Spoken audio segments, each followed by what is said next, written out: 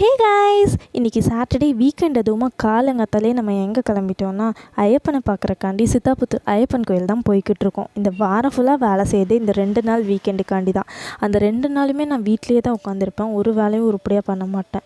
So இந்த வாரமாச்சும் எங்கேயாச்சும் போகலான்னு தான் நம்ம வந்து கோயிலுக்கு போகலான்னு பிளான் பண்ணி ஐயப்பனை பார்க்குறக்கு கிளம்புனோம். காலையில் நேரத்தில் எழுந்திரிச்சு ஐயப்பனை பார்க்க கிளம்பியாச்சு. கோயிலுக்கு போய் கை காலெலாம் கழுவிட்டு உள்ளே போய் ஒரு நல்லபடியான தரிசனம், நல்லபடியாக சாமியை பார்த்து நல்லா கும்பிட்டு அங்கேயே வந்து நெய் தீபம் ஊற்றிட்டு இருந்தாங்க, 10 ருபீஸ் ஒன்று.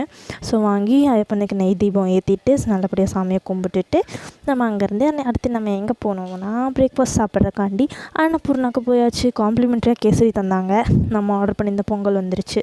கெட்டி சட்னி சாம்பார் கொடுத்துருந்தாங்க. ஆனால் பொங்கலோட குவான்டிட்டி தான் சாப்பிட்டு வச்ச மாதிரி இத்தினூண்டாக இருந்துச்சு. ஆனால் டேஸ்ட் அடிச்சிக்க முடியாது. அப்புறம் நான் ஆர்டர் பண்ணுற மசால் தோசை வந்துச்சு.